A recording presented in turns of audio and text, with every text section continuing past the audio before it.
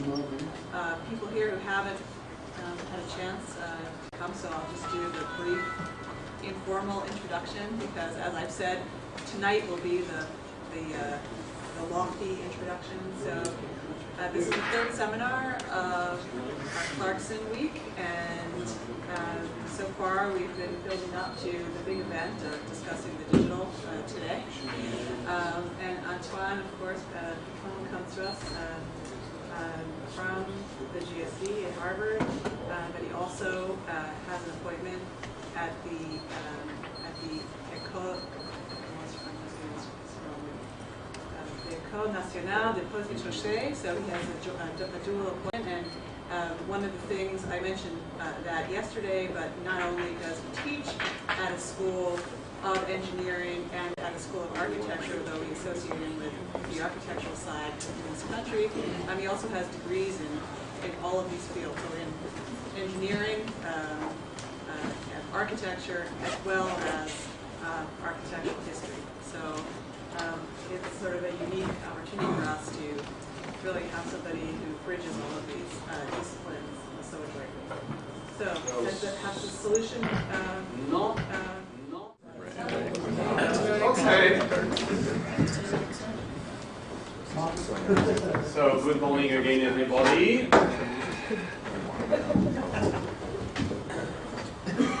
So, what I'm going to present today are a series of reflections on digital culture, which I'll, gave birth to a book that was published a year and a half ago, called Digital Culture in Architecture. But what I'll try to do here is present, I'm still working on that, probably more today on the urban issues. The last chapter of the book was actually on the city already.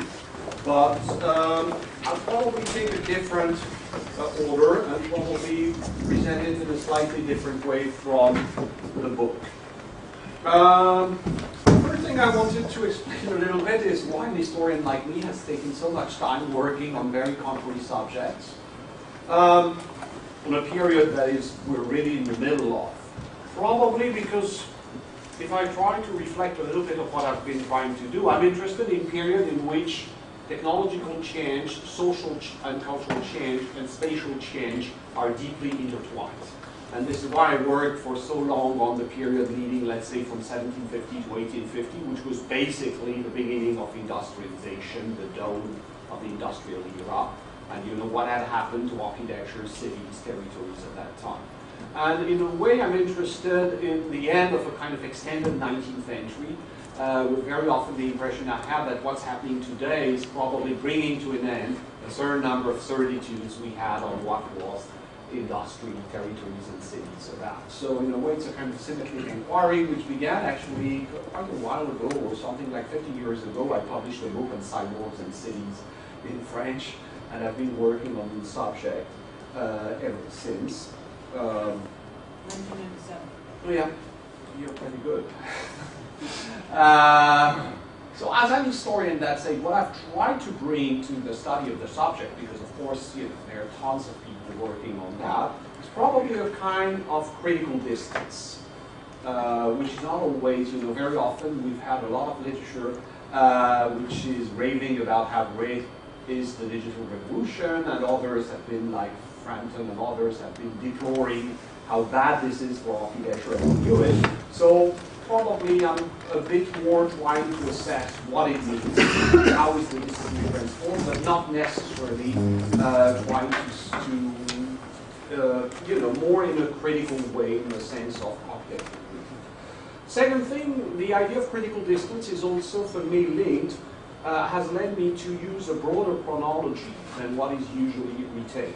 I'm not starting as early, for example, as Mario Carpo, who thinks that everything began at the Renaissance with the use of the print, the press. Neither there is a philosopher who has argued that digital culture began with the invention of the alphabet. So I'm probably a bit more narrow. But I do think that the beginning of the story is actually not the 1940s, 1950s. It begins before, when societies begin to be driven by information. And this is something that been probably something between 1880s and 1920. society changed, industrial society changed profoundly and begin to be more and more data-driven. These are, for example, the offices of the Prudential Company at the turn of the century, and information begins to spread everywhere. So that's probably a first moment, and if you want to understand what's happening today, I think you need to understand part of what happened there. Second, of course, moment is clearly what happened around 1940, 1950, let's say the computer and later cybernetic moment. Here it's the view of the ENIAC, the first large electronic calculator. Probably the third moment is what has happened probably since the 1980s, 1990s with what we call digital culture. What is important for me is to understand that all of these stages, so we'll be dealing primarily with what's happening today, they are important connection between architecture, urban concern, and information at the beginning of the century, and then later computer and cybernetics, and today, of course, digital architecture, to take some of Haddad's favorite heroes, Archigram was already, this is Computer City, Archigram was already interested, just like Cedric Price and others, by these questions. So I called this talk, digital culture and architecture, evolution or revolution. I actually believe it's a revolution, and strangely, one of the reasons is because it's such a long history. Why? Because in order for something to be truly revolutionary, it cannot be only what happened only recently. It must answer much longer term. For example, if you take the French Revolution, it's a revolution not only because they beheaded the king and a lot of things happened, but because it in a way crowned or completed a number, or corresponded to a number of structural problems of the old regime that it addressed. So in a way, the fact that it's a long-span history is part for me of what makes it a revolution. Was that clear? I think one of the interests of that also is to prevent from the danger of technological determinism. To be clear, I think technology, of course, plays a role, but it's only part of a much broader cultural evolution. In other words, for example, I do not believe that the computer created the society of information, and actually I believe the reverse, that the society of information made necessary at some point the computer. A good proof of that for me is the fact that before the computer we had all kinds of data processing machines, the most famous being the tabulating machines. This is the tabulating machine. And the fact that actually when the computer really started, many companies producing computer were before that producing tabulating machines. So in some ways, what I've tried also to do is not to be too technologically deterministic, because I think in some ways the change of culture, the change in society is probably as important, if not more, than the change in technology. So that would be the last aspect of that. Now, despite what I've said, one cannot but be struck by the changes that have accompanied the diffusion of the computer. And let me remind you how recent it is. I remember a conversation with the late Ralph Lerner at Princeton in 2000, in which Ralph was wondering whether we should wire the building because there are more and more kids using computer. And that was 2012 years ago. And which means that at the time there were still very few computers in school architecture, except the paperless studio in Columbia. Look where we are today.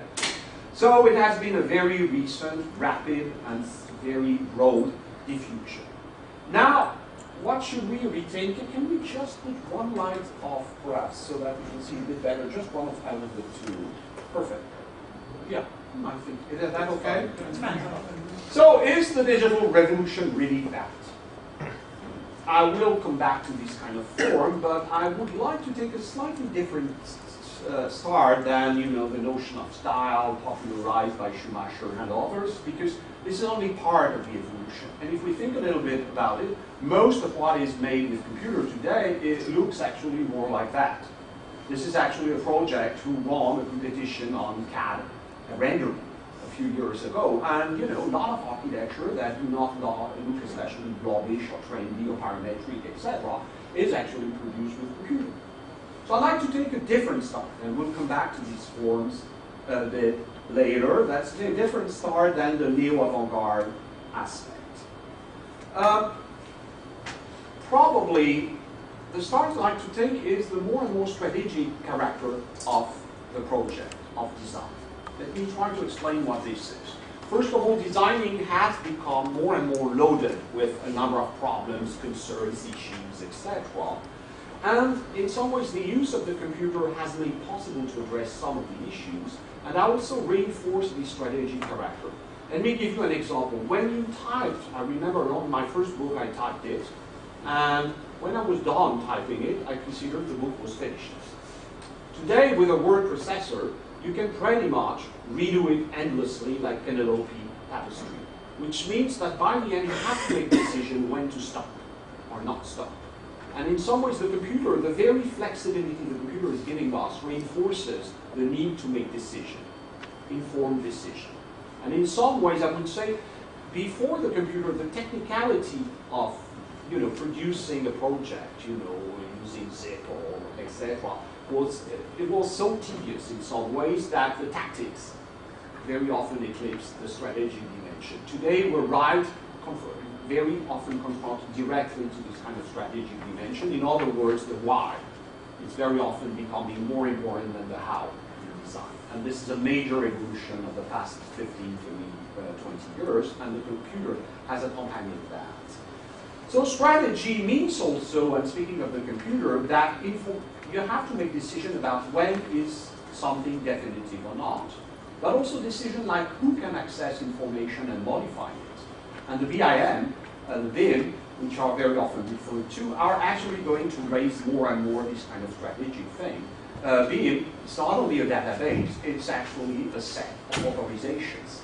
And who do you authorize, at what level, when, etc., are becoming crucial questions. Actually, there is going to be a professional battle around these questions because it's very clear that when the project becomes data, it means that a lot of people want to control the data. So strategy, that explains for me the kind of mapping terms that has been taken by design, there again, during the past 10 to 15 years. That's the mapping is everywhere, and in some ways, traditional design used to try to understand between brackets the context. Now we map the environment in which the design is supposed to insert itself. And of course, NDRDV was among the first that took this kind of mapping turn, but this is very general. Now, the interest taken in mapping goes together with one of the most crucial questions, which is the ambition to go beyond purely formal aspect of design. When I say design is strategic, there is a growing ambition, and the Saving the World syndrome that I've been talking about during the past 2 sessions is part of that. That's to say we want to consider that design is not only form shaping, it's actually addressing issues, concerns, etc. This is becoming more and more important. So that's all the more paradoxical that in some ways we're in the middle of a total hysteria about form. And you have, in some ways, very contradictory impulses present in architecture today. On the one hand, form is more and more akin to a kind of fashion design thing, it's sign, and the signature logic is one of the bases of the star system, and hence also why Schumacher is trying to convince us that it's a stylistic issue, but stylistic almost in terms of fashion design or art making. Every city wanted Zaha Hadid or Herzog and de Meuron, etc., and lesser practice are also inserting themselves into that context. So this very deep formalist term, but at the same time, it coexists with exactly the reverse. The conviction that form is not enough, that one must take into account the strategic nature of the project, etc., etc. Is that clear? So that has led to a lot of attempts to try to find a solution to this kind of dilemma. And this is how I interpret, for example, the diagram mode that was prevailing, still, something like 5 to 8 years ago. Diagramming appeared initially, if you take, for example, what Ben van Berkel and Caroline Bose wrote at the time, diagramming was seen as what precisely enables you not to indulge into too much formalism. And I remember in their book, at the time they were writing that, you know, diagramming is the best way not to engage too early into formal decision, but to really deal with the fundamental issues to which design was confronted. Now it's quite revealing that diagramming has not fulfilled this promise. What it has become of diagramming, if we take UN Studio again, if we look at the trefoil diagram, we have in a way moved from a kind of strategic attempt at diagramming to a kind of Beaux-Arts party. Because by the end, what is today, what the diagrams that UN Studio finally use today are actually kind of Beaux-Arts party. They're a bit more topological than classical Beaux-Arts, but this is very much that. So diagrams in a way have been disappointing, even if, you know, they're a regular attempt to resuscitate them. So the path now, you know, that kind of inquiry has given way to the so-called parametric and algorithmic, which are actually resuming with the same question, how to go beyond form, to root form into strategic decision. And if you read there again Schumacher, it's very striking that, you know, the parametrics for him is also the way to solve all the problem of the universe, because it's supposed to go much beyond form. And this is a path that has been explored by all kinds of people at a research level, by people like Kostas Terzides, etc., etc. I think it raised a very fundamental, and this is Michael Meredith's exploration of, you know, a kind of scripting and a kind of approach. I think the real question that is raised is, should we still concentrate on the definition of an architectural object like the form, or should we rather try to conceive machines, in a way abstract machine that produce form? And we're back to a question that was raised by Bernard Cache, so something there again like 10 to 12 years ago, when using Deleuze, he proposed to substitute the notion of object, the notion of objectile, as a possible potential for form, a family of potential form, but definitely not form as sculpted or molded in the traditional sense. I think, for me, as an historian, probably there again, I'm both sometimes skeptical and at the same time quite enthusiastic about the perspective opened by parametric and algorithmic, with the idea that, you know, that there is the desire to be both or simultaneously more generic and abstract using these kind of things, and at the same time more concrete, more relevant to a given situation. And I think this is the great ambition of that. What I find interesting is that one of the questions it raises is really, at what level are we going to design tomorrow? Will we still be designing forms, as we used to do for many, many years? Or will we be designing, in some ways, machines, abstract machines that may produce families of forms? And this is, for me, a very fundamental question. And of course, it's easy, you know, culture can be sometimes really weird, and not to say burlesque, but at the same time he raises very serious question. You know, why after all shouldn't we try to think of architecture as a kind of DNA-driven kind of entity? Why not think of growing form following algorithmic procedures? After all, you know, this is what science has done with a certain degree of success, and this is also what artists, this, you know, this kind of artificial life theme, this is somewhere, you know, interactive plants, this is what artists have been doing for a while already.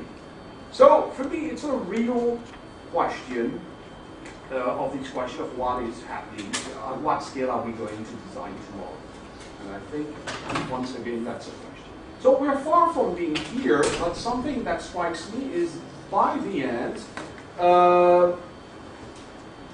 it's changing the very nature already of architectural form as we know it today.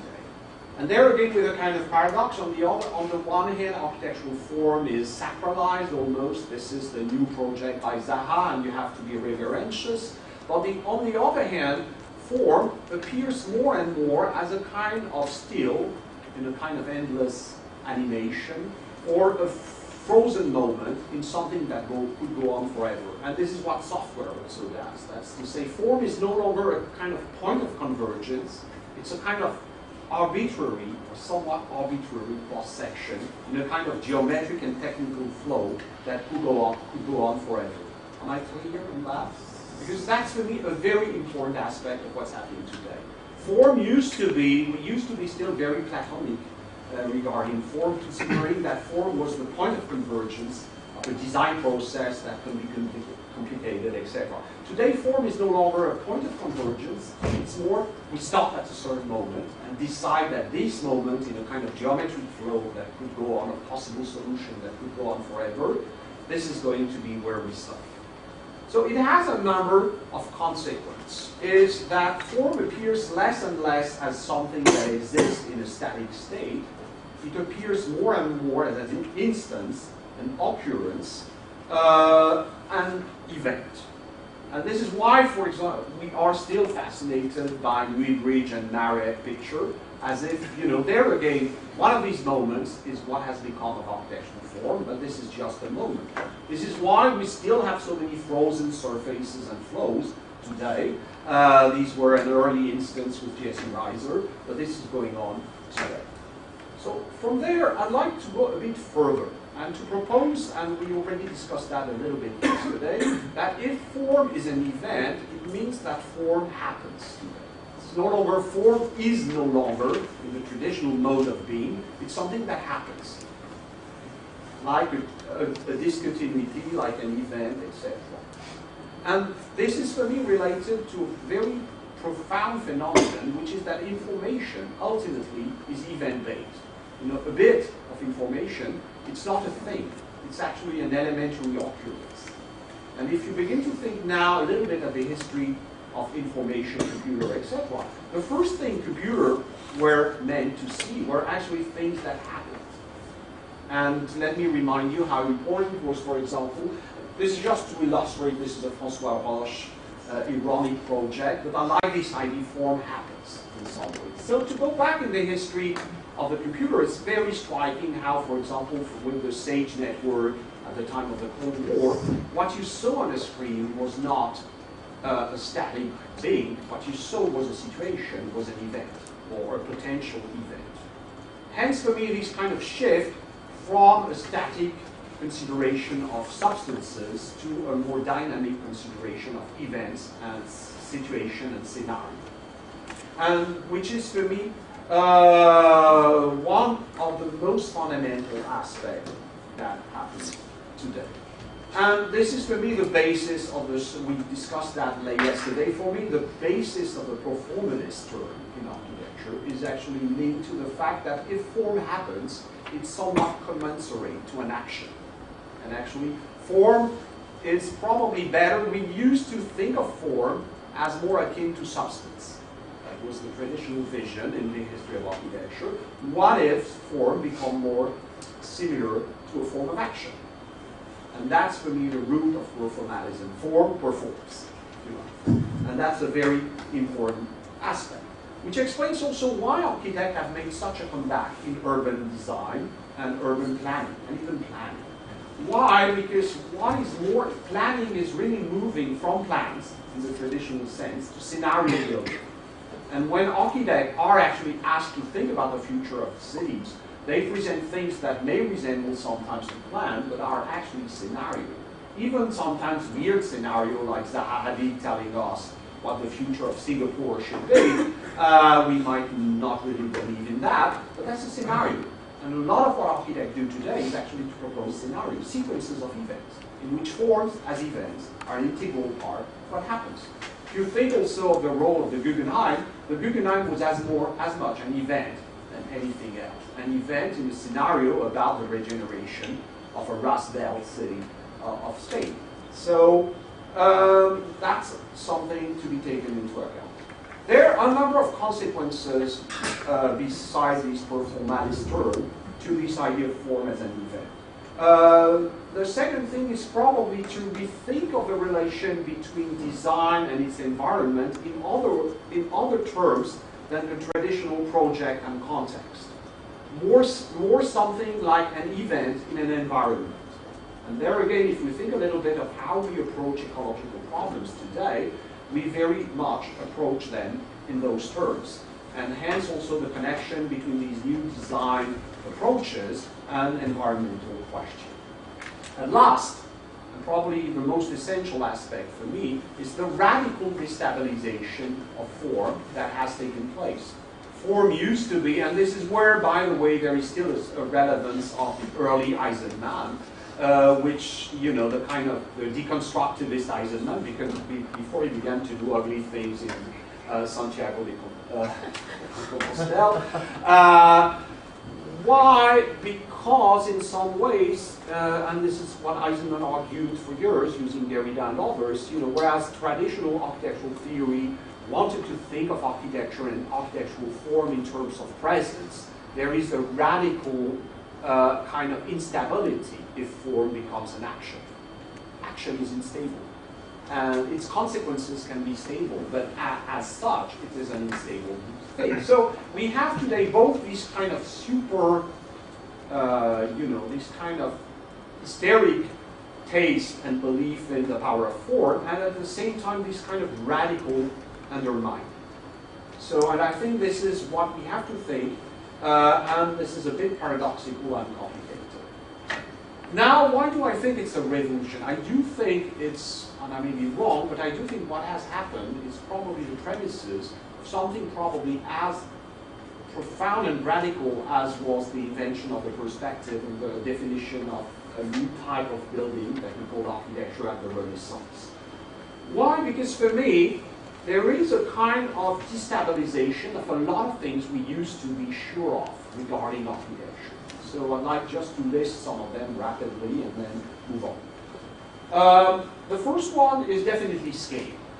Whether we like it or not, I said yesterday I will go back to that. Form on screens have no scale. No given scale, they seem to float. You know, what is it? Is it a piece of cheese or whatever? It's actually supposed to be a François Roche megastructure. So scale is in Giovanni.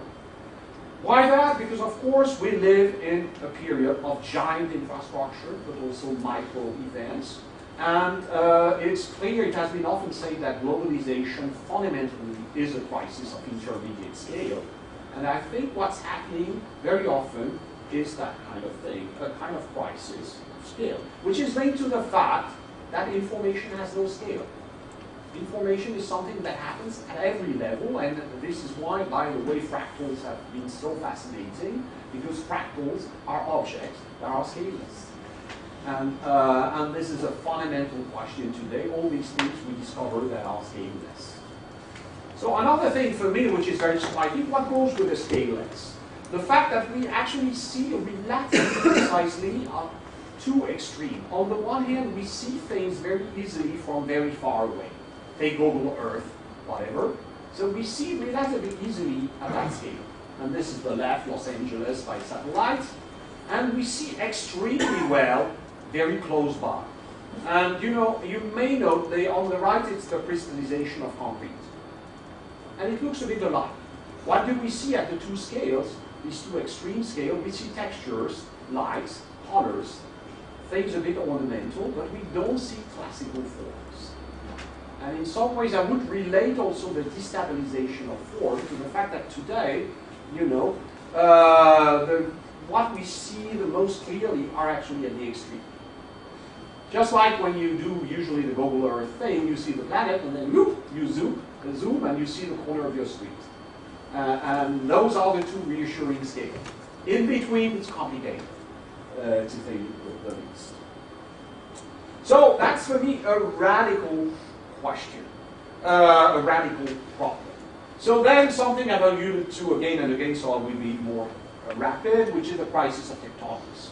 We used to believe that structure was, and tectonics, that is structure understood in architectural terms, was something we knew about, but actually digital design has actually destabilized that. I took Toyo or Yokohama already, and mentioned this kind of systematic quest for complexity, for almost a lack of legibility that is characterizing today the evolution of the way we think about structure. And in some way also the new taste for complexity.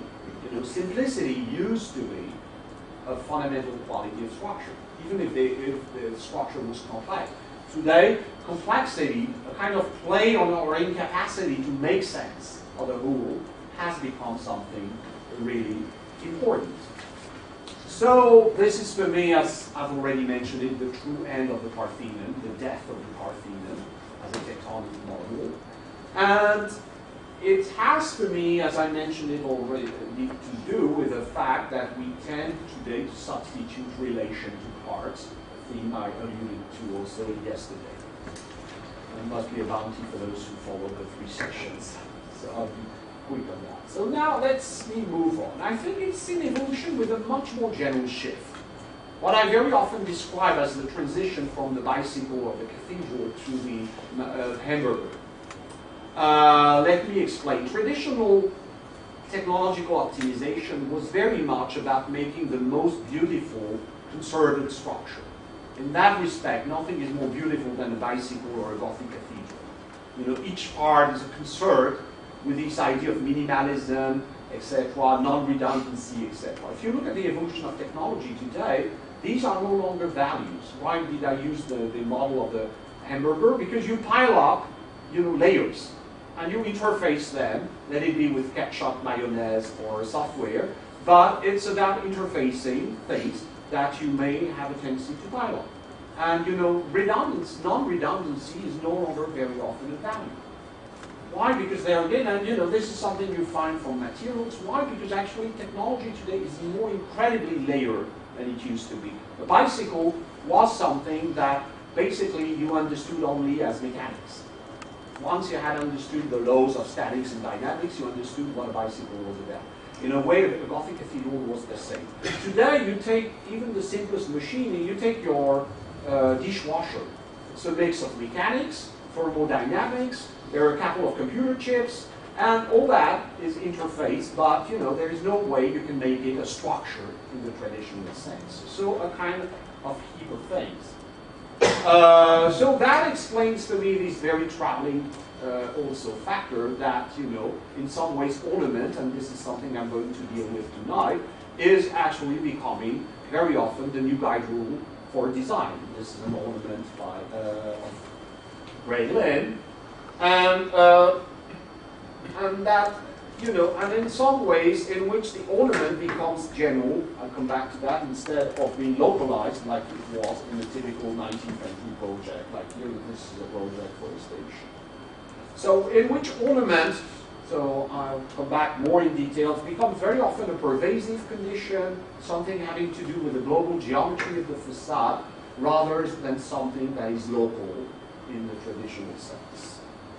So another of these projects by Foreign Office, and with the idea that by the end, you know, what is that? Is it a structure or is it a giant ornament?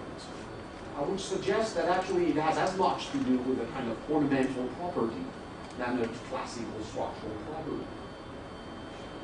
Which is then, let's be even more daring, how should we think of the internet?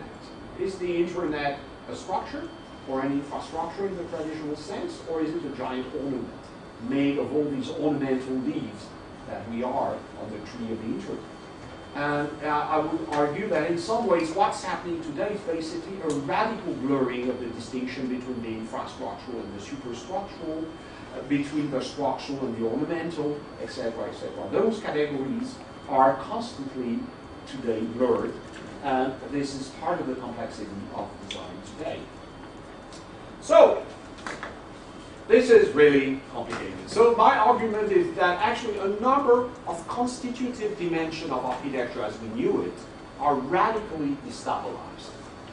So this is accompanied in the same time for me by the emergence of new questions and possibilities for a refoundation of architecture. So destabilization, but at the same time things which are beginning to be reconstructed. So the first thing I'd like to mention is materiality. You may have understood by now that not only do I link what's happening to culture, but also to the more general evolution of science and technology. Referring to that. Is that okay? I'm not going too fast? Good. So, materiality. Let me explain a little bit what I mean by that. materiality is not something given once and for all. Materiality is actually relational.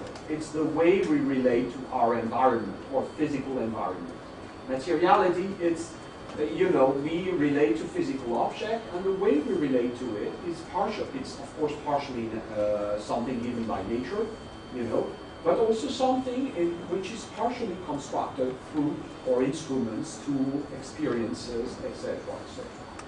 So, when the computer appeared, it was initially seen in the 1940s as a machine to compute. And this was what the ENIAC was supposed to be. And then von Neumann came and explained at length that actually it was a machine that could reason. It was a logical machine. I would say that probably we are entering the third phase in which the computer is a machine to experience the world. Through sound, touch, and tactility, etc., etc. This is one of the Ishii experiences on the way to model, and it's immediately understood by the computer in a way, a kind of blurring of digital modeling and physical modeling.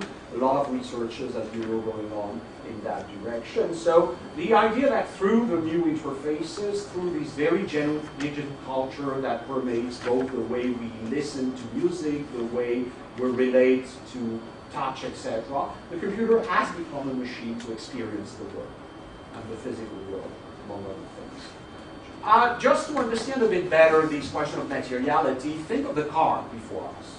The car, you know, yesterday, I remember we had an interesting conversation about suicide. I don't know why, at noon. But I'll go back to that in a minute. But the car basically has totally accustomed us to something like acceleration. In the classical societies, traditional societies, things went slowly. If you really wanted to really experiment acceleration, you had to jump from a window.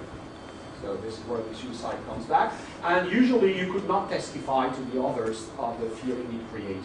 So it was a relatively singular thing. What mechanical civilization has accustomed us to is actually not so much speed. Of course, speed but acceleration. Think of how in our very bones we're used to the plane taking off, to the car accelerating, etc. And it has in a way totally changed the way we relate to the physical environment. Think also of all this gliding, tangential perception of the world that has come with the car. So the car actually, by the middle of the 20th century, changed a lot our perception of the body. What I'm arguing is that in a way, the computer is doing that at an even larger scale.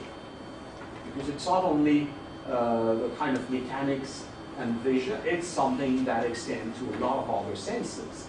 You know, but even including STEM. You know, there are more and more people doing research on, you know, computer-aided perfume conceptions, and etc., etc. So, also to signal that this is also a kind of existential condition. Think of the car, you know, I always liked a lot Ballard novel Crash, because it epitomizes something that is deeply rooted, that went with the mechanical civilization of the 20th century, which is the mix of empowerment and fragility. When you're in a car that accelerates or a plane that accelerates, there is both an exhilaration, a kind of superpower. We're becoming Superman or Wonder Woman for a couple of seconds. And we feel powerful with a machine behind us. And at the same time, we know we can be crushed at every moment. And there is this mix of empowerment and fragility that there again is something that we reflect on our own body under the light of these kind of conflicted experiences. Am I clear? So what I'm hoping to convince you is that the computer is actually doing things like that. It's reshaping our sensation, and it's reshaping also our very existential perception of our body and ultimately of who we are. So let me give you a couple of examples. We have become, especially the younger kids, totally used to zooming out and zooming in. You know, this is something, and very often I say, you know, the new form of authenticity, to take a Benjaminian category, is actually the non-clickable. The museum is the last place on earth today where you can see non-clickable images. Most of what's around us is clickable, which goes, by the way, with the fact the incertitude on scale. Pretty much, we have become accustomed to the idea that you can zoom in and out on most of the things that surround us. So, I could take other examples of that, but I'd like to, in some ways, how is the computer changing our body?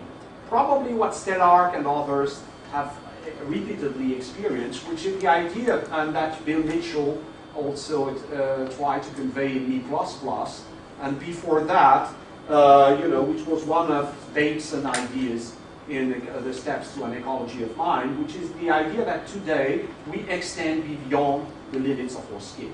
It was always the case through sociability, but one of the things the computer is doing is actually to radically extend our sensorium and our body. And I think this is something now we more and more spread beyond the traditional limits of the body. And this is among the things, just like the car went with this mix of vulnerability and empowerment, the computer goes with a kind of extension of what we are beyond traditional limits of our skin and bones. So now, once again, it's not the technology by itself that produced that. It's actually, for me, rooted, once again, in a cultural and social change. In other words, what has happened with this materiality thing, the redefinition of the body, is what is happening to us, to our society.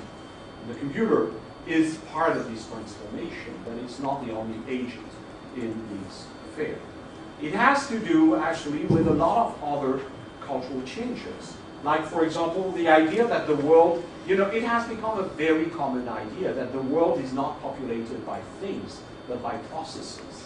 In some ways, this is something we have finally living in the world that Whitehead advocated. And by the way, speaking of event, for Whitehead, you had processes and events, or Deleuze, for that matter. So this is the world that surrounds us. And it's, by the way, quite striking that this is a continuous world.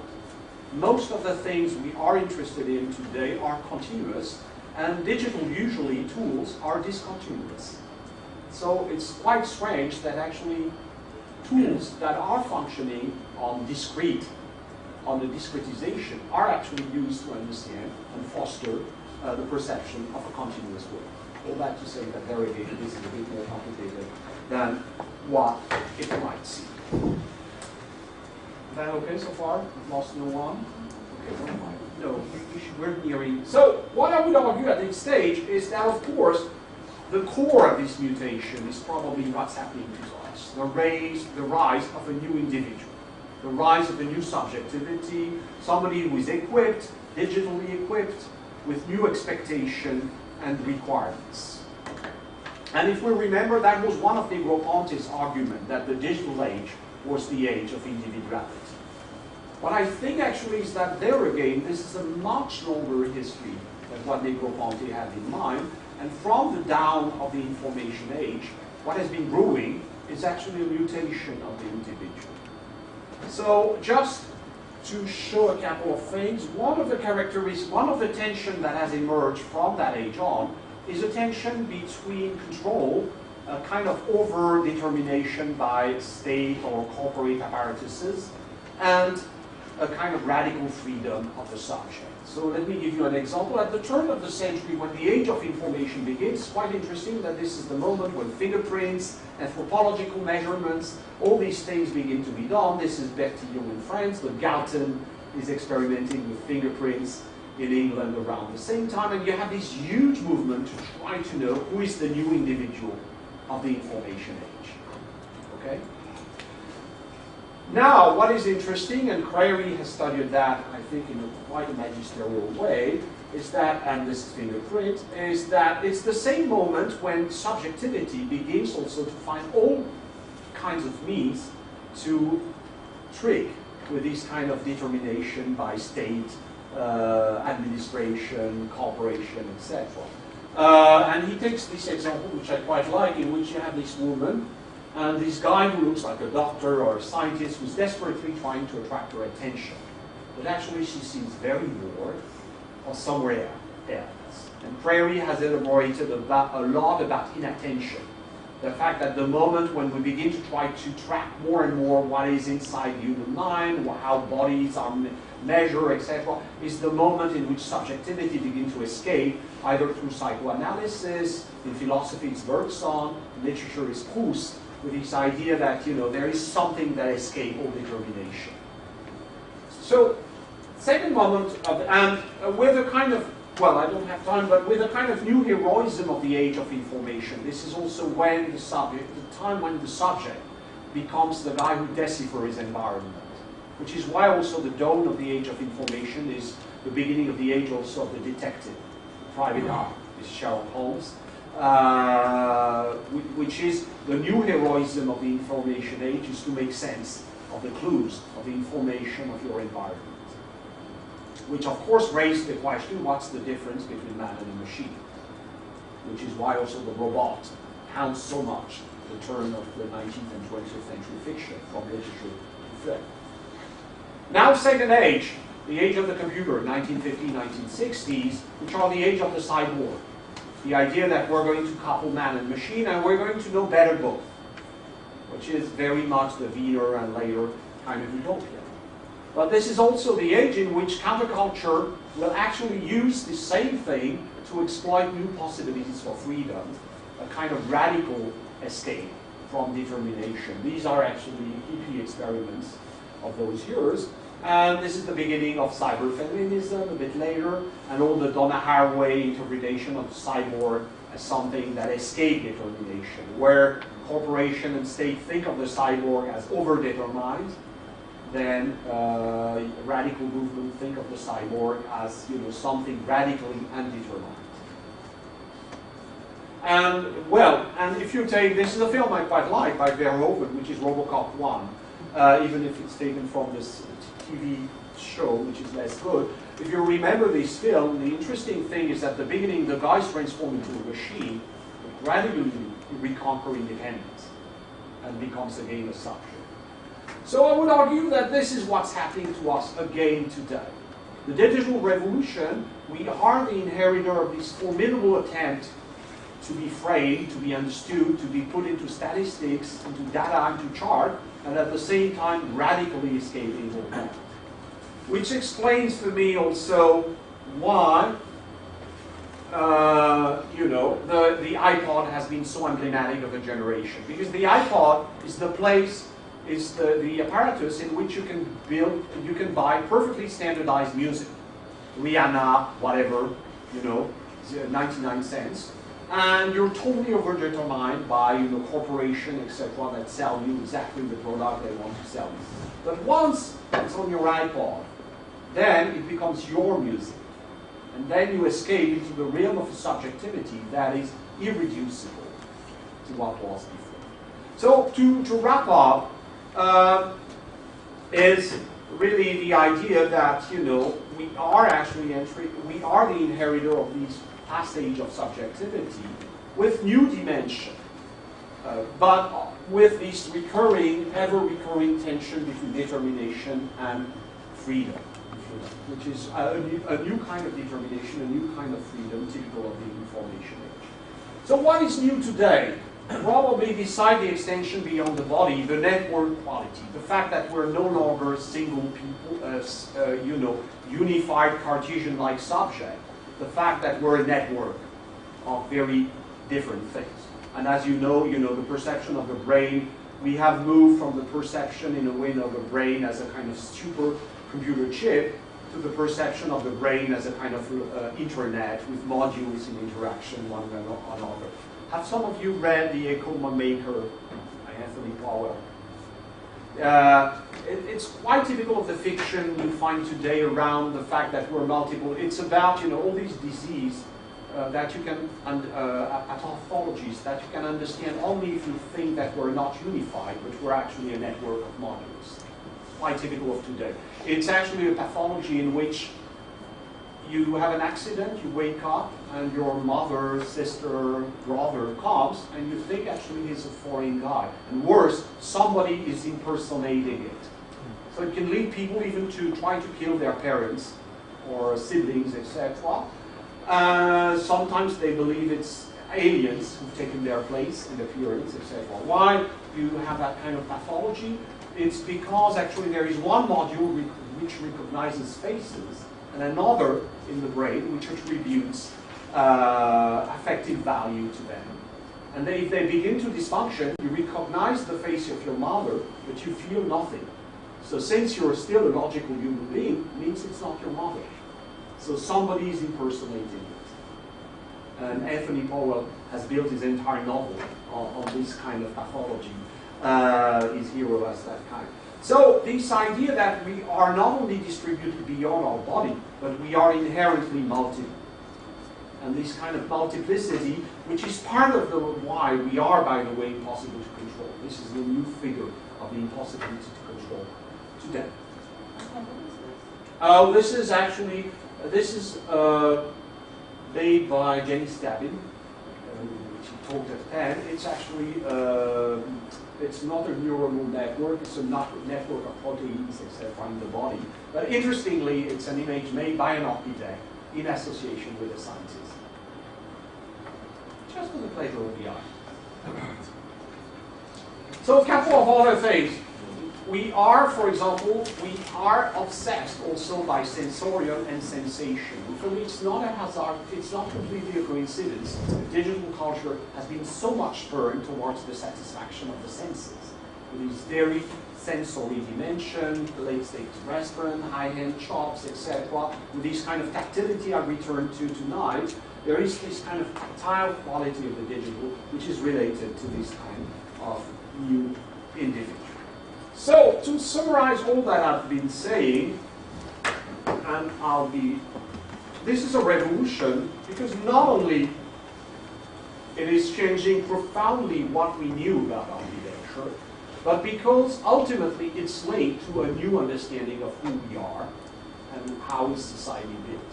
That's to say, in some ways, we will have to evolve the architectural discipline because we have become different. And it's not only the computer, it's not the computer who made us different. If we became different in connection with the computer, that's a much more global process. And in some ways, the computer, us, and architecture have to co-evolve. Okay? So, to finish, doesn't mean that we're going to live in a perfect world. There are a number of dramatic questions which are out of the table. For example, the total lack of connection between the quest for sustainability, most of the time, and the research of the algorithmic model kits.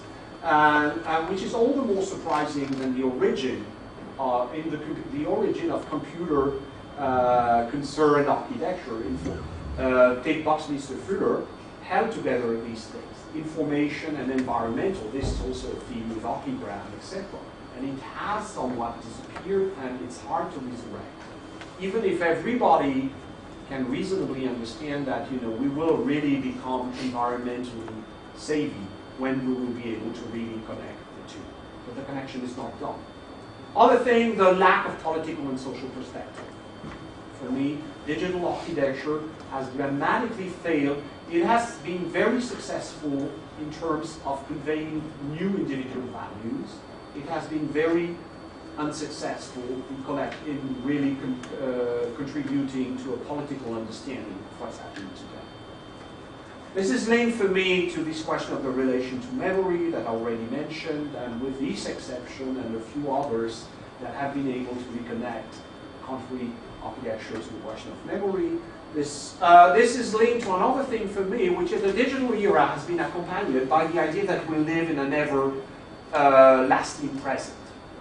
It's, by the way, interesting that cyberpunk literature, before even the invention of the internet as we know it, was already evoking that kind of idea. If you take Neuromancer of Gibson, the main metaphor is the metaverse as a Las Vegas Strip.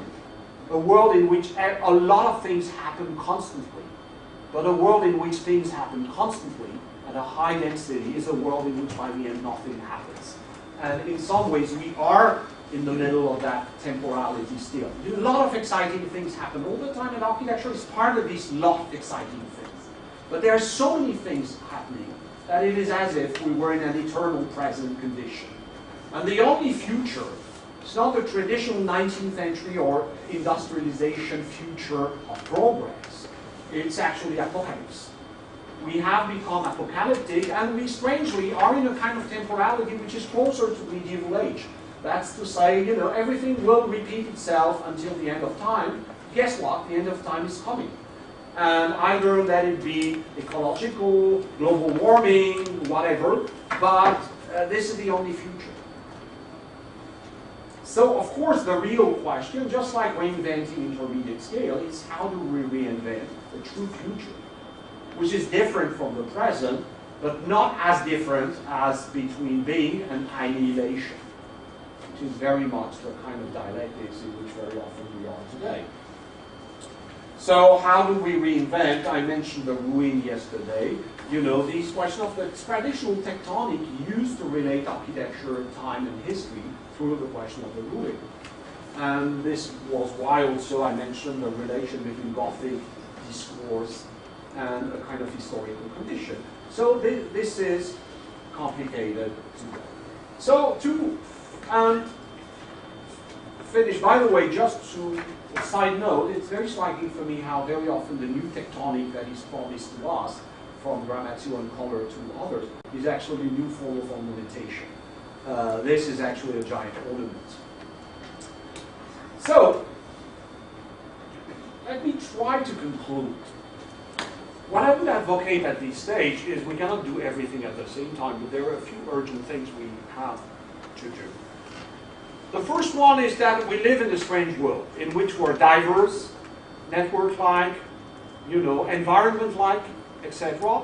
But, you know, if you're wondering whether I'll go to the seminar or not, or, you know, have lunch or not, etc., we still go back to the idea that we're classical human beings and who have to make decisions. If we live in a world of process, but, you know, when I hold this bottle, I still think it's an object. So how can we hold the two? I think part of the task of architecture has always been to help us live both in the world as we think it is and in the world as we used to think it was, which is the world that we need for, you know, a lot of concrete decision. In some ways, you cannot be Deleuzian when you're wondering whether you're going to take the bus or the car. You have to be Cartesian. So how do you live both in the Deleuzian world, because this is what you believe the world is, and in the Cartesian world, because you still have to make a decision as, you know, a unified, not a network, etc. You know, and another take on that, how do we live in this extended gravity thing that video games, etc. propose to us? How do we live that? And the fact that we still have a weight, bones, etc. So how do we both live in the world as we think it is and the world as we need it to be in order to be able to make essential decisions? I think one of the tasks of architecture is to do that. And I mentioned yesterday and the day before the urge for narrative. I do believe one of the roles of architectural fiction is to help to do that. And then a couple of final remarks. We have also to think of digital architecture not as totally open to everything exciting and new, but also reinvent the function of architecture, which is also to shelter. Let's go back to the primitive hut. The first function of the primitive hut is to shelter from rain. Today it's no longer raining drops of water, but raining information. So very often we understand architecture in the digital age as open to every kind of information. But sometimes to protect from the digital rain might be a good function also of architecture, to recreate places of meditation. Just think of the relief, you know, that I currently, you know, have an iPhone like a lot of crazy people, so I keep on as soon as I have, you know, to check what's on, all the time. And sometimes when I have no network, it's great, because all of a sudden you feel again strangely free. So you need to recreate also a function for architecture of places of meditation, etc. Places that protect you. So also architecture needs, I'll come back to that later tonight to readdress question of meanings. I'll come back to that tonight, so I don't want to develop it too much. So I'll finish by a very paradoxical proposal, which is the following.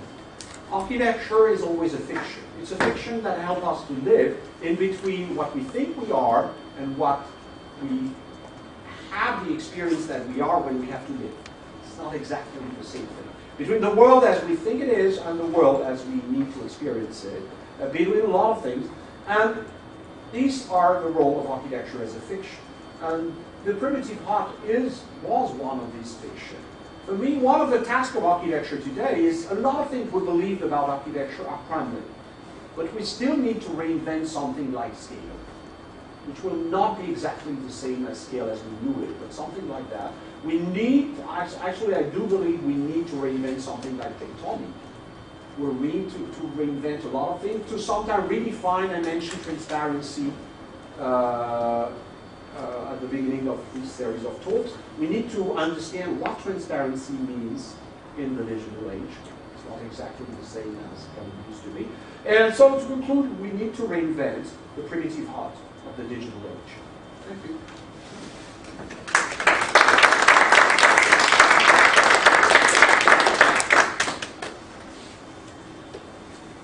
Can we have the light back?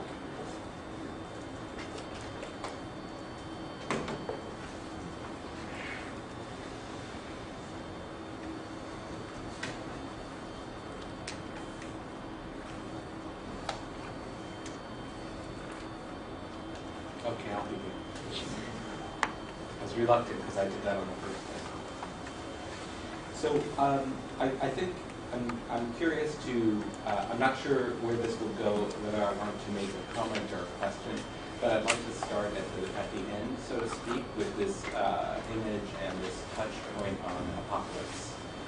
And I'd like to, because I think that it starts to raise several questions for me that came up in this lecture, having to do with the nature of the revolution and how it's recognized.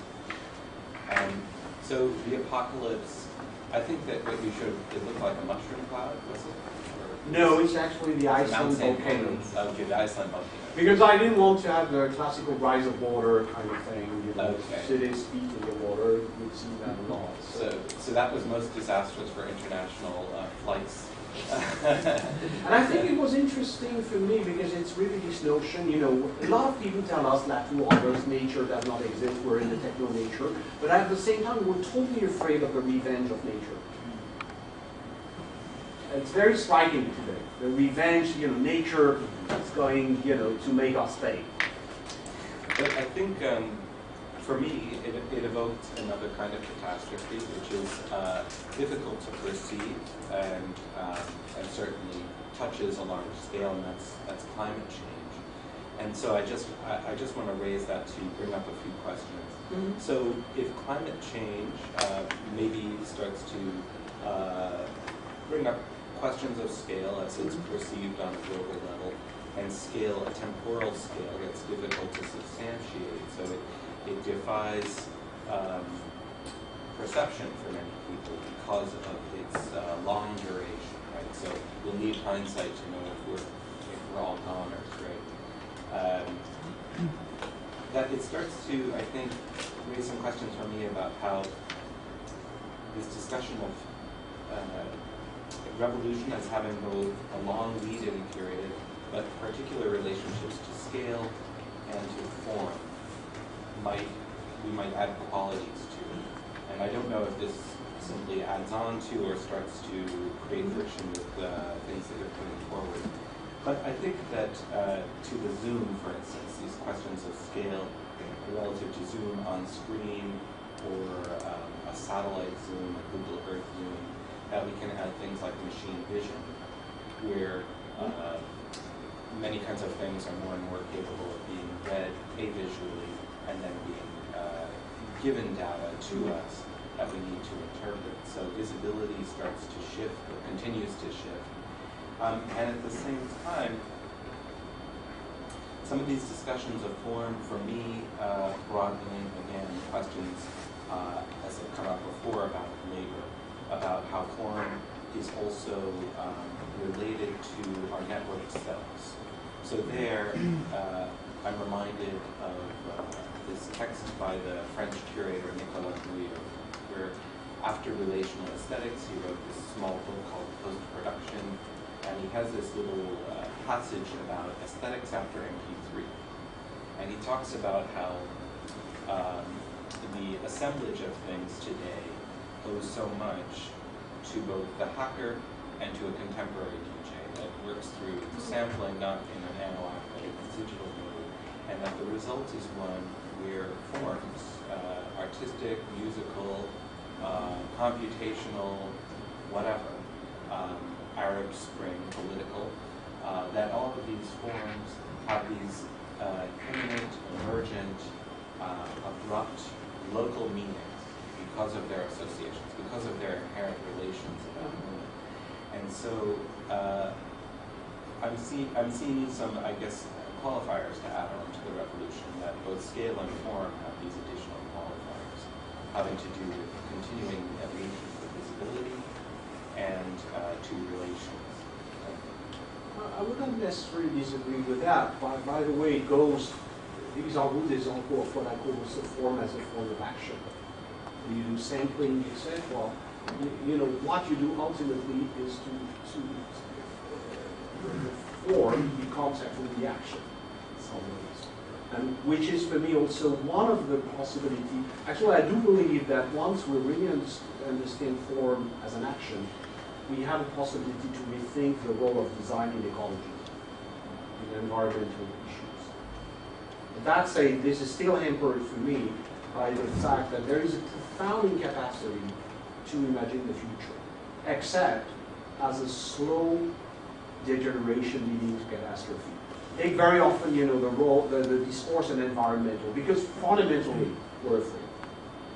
Because fundamentally, we're afraid that we're going to have to share in the future with all these millions of people out there who don't use batteries at the rate that we do, etc., etc. So this is the reason why we sustain the notion of future, because we have no clear vision of, you know, how it could be as good as today. So it's reassuring in some ways. The couple of, and you know, this is a good country for that. The couple of, you know, eternal present and apocalyptic fear is for me very revealing of that. And it's true that for me, strangely, you know, the digital binary inherited the kind of neo-Coulassian cynicism, that's to say, and I think it's time for it to engage more clearly with questions such as how we share, etc., etc. Because I think ultimately, global warming is not the real, of course we're afraid, etc. Global warming is not what we're really afraid of in this world. What we are afraid of is to share. Because basically there's not enough metal, rare metal, to use AA batteries at the ratio that Americans and Western Europeans are using AA batteries.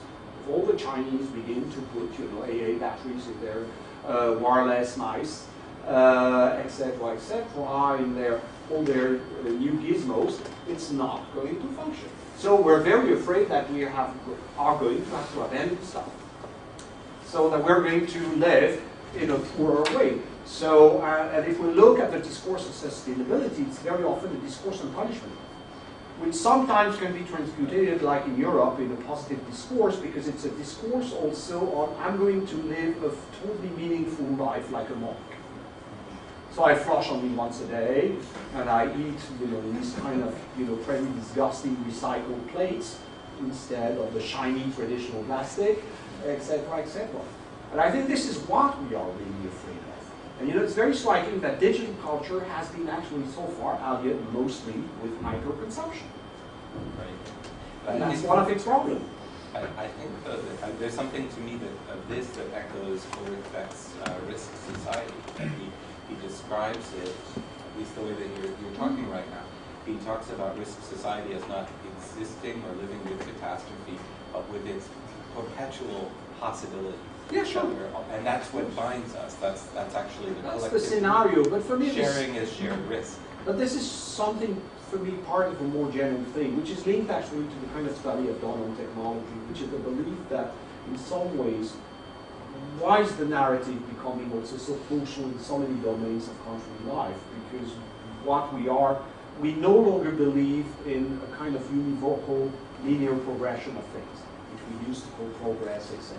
So we build scenario, a different scenario. And risk is part of the way we build scenario, clearly. Yeah.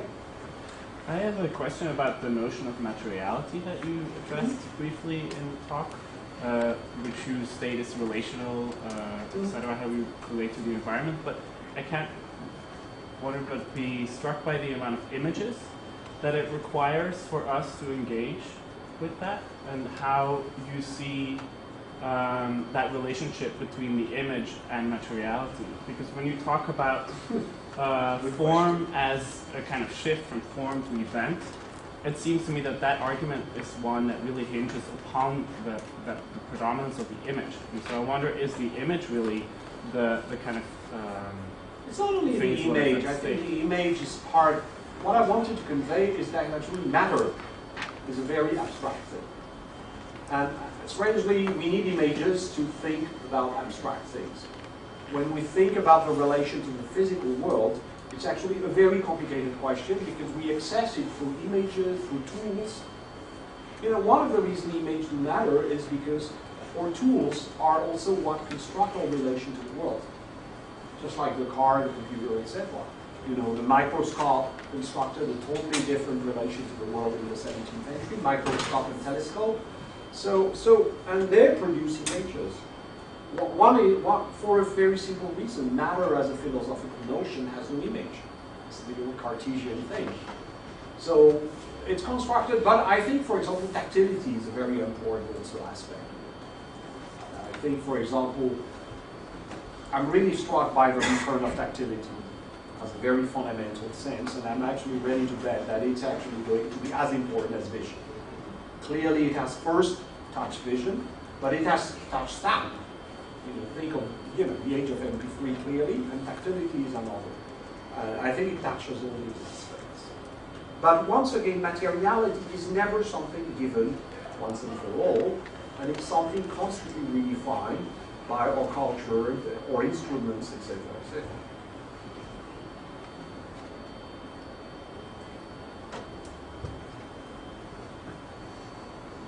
I had a question about relevance in terms of architectural relevance. If, as you're describing form as action, and action in some ways has become image, and then there's a cacophony of all these images that ultimately these actions don't edify into anything. I also hear in you a kind of nostalgia for form as convergence. And so, I mean, first you're framing it as an opposition, then you're also suggesting there's a kind of possibility in action, but I'm not sure you believe it really. Well, historians are trained not to believe completely anything. That's, we're great. No, but that's true. We're great paranoid people because the first thing we're trained to do is whatever document we suspect. That's the first thing. You never take at face value totally a document, and then you. So there is always a logic of suspicion. I do believe actually that form as action is not only a matter of image. I think it's something more profound, which is probably for the discipline the first time that it will have to be confronted. The discipline was built on a certain ideal of immortality. And the ideal project were the pyramid. And if not the pyramid, and throughout the 20th century there were people who repeated, we built in time, and etc., etc. This is a lesson that was never accepted. An architect today still try to build monuments forever. I think what might happen ultimately with this form as action, that action do not last as substances, they last as other things. That I have some nostalgia probably, but not as much. It's not necessarily a question of nostalgia, it's more a question of, how should I say, we can seldom, you cannot live in the general relativity world. You live in the old, and I think we have to live in worlds which are very different. The world of our everyday experience is very different, except for, and I think, there is one thing I like with Descartes, which is not the usual Descartes that people retain, is the fact that he was actually a military guy for many years, and he was actually somebody interested in action. And he said, one thing you need is a provisory moral ethics. And that's what I'm actually advocating, that in design, if design is a form of action, design might not be ultimately, because we've also also very long believed that design had to found core values, and what if design was about to find improvisory values, a temporary ethical behavior? You see what I mean? For a while. Which is what action requires. Action seldom requires that you have a fixed set of principles forever, because it's not how it works. But you must have something like a compass that oscillates a little bit, and which is what I'm advocating, actually. When I say we need to reconstruct something like a narrative, etc., it's something of this idea. Which is, in some ways, if you look at the digital discourse, it has been very much, it's new, it's disconcerting, and it's unthinkable in traditional terms. What I'm arguing is that it's new, it's disconcerting, and it should be, even if it's unthinkable in traditional terms, it should be translatable in something that we can still understand in traditional terms. Yes? I'm wondering if you could maybe pick up a question you posted yesterday, and that has to do with the relationship between the way things look and the way they function. You started that discourse, and today it would seem that those two poles have moved even further apart. Yeah, but I think this is the reality of the world in which we live. We live in a world in which appearance and the way things function are very far away in some ways. And this is why I do believe that the space in between has to be filled with narrative. And I think it's, and if you look, you could write a history of modernity in which things have drifted more and more from, in a way, nothing was more akin to everyday experience than Aristotelicism. Aristotle's philosophy, it's a world of substance, a world, it's very close to the experiential world. And I think, modernity has increased the distance. The reason I ask that is because who is to design that space in between them? The designers, among other things. I think one of the things that architecture does is actually to provide a mediation between what we believe is true is unthinkable, and what we know is probably not true, but is actually what we experience. And so I think it's a paradoxical function of architecture, but that's one of its roles.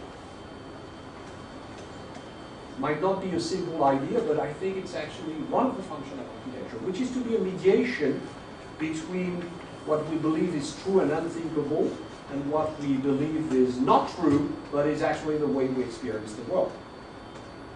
If I'm true Deleuzian, this is not a form, this is a flow. But as soon as I take it, So one of the things that design does is actually to provide a mediation between these things. So architects should design the information space of Facebook. We live more there than in the buildings sometimes. So is that a new place where you see architecture? No, I'm not design? necessarily. I think architect, I'm a bit conservative on that. That was conservative. I don't know, by the way, by the end, if that's so conservative, because actually, Bill Mitchell, in the first book, advocated the architect to go on and explore the new continent of the cyber world and design it, which is actually in some ways conservative because it's still the old emergic dream of the architect designing everything. What I'm advocating is, yes, some architect, because they have design capacities, the cyber world is in dire need sometimes of design. So yes, some or students will go into that world and design it. But I think if you look, the world is not dying because it's not connected to the internet. The world is dying because it doesn't have toilets. They look at a lot of, the fundamental Indian problem today. It's not cell phones. Many of them have cell phones. It's toilets. It's classical space. So I think there are a lot of things to do in the traditional physical space. And of course, in relation with the digital world. Because you cannot separate the two anymore. But I think to deal with the physical world, to deal with the fact that we produce it with computer, to deal with the instability that goes with the digital condition, these are already a lot of tasks for the architects. To understand really what design means, because design as a form of action may be just a motor, and we will still be dreaming to do pyramids. To really understand what design as a form of action means, which means also renouncing to some of the oldest beliefs we have about architecture. The once and forever kind of dream. is really something different. Which then opens also the keys to using recycled materials. But to understand also that pleasure is a factor in that, etc., etc. That's what I'm advocating. So I think actually there are so many urgent things in the physical space. Take the evolution of cities. We will have to redesign entire, for example, if global warming goes on, among the possible scenarios for Paris is actually very cold winter and very hot summers. The city is absolutely not equipped for that kind of thing, and we'll have to redesign, pretty much, even the core city will have to be totally redesigned. So a lot of work. I'm going to have to call the seminar to a close because Antoine has an urgent meeting at Client House to see the building. So thank you all for coming. Thank you for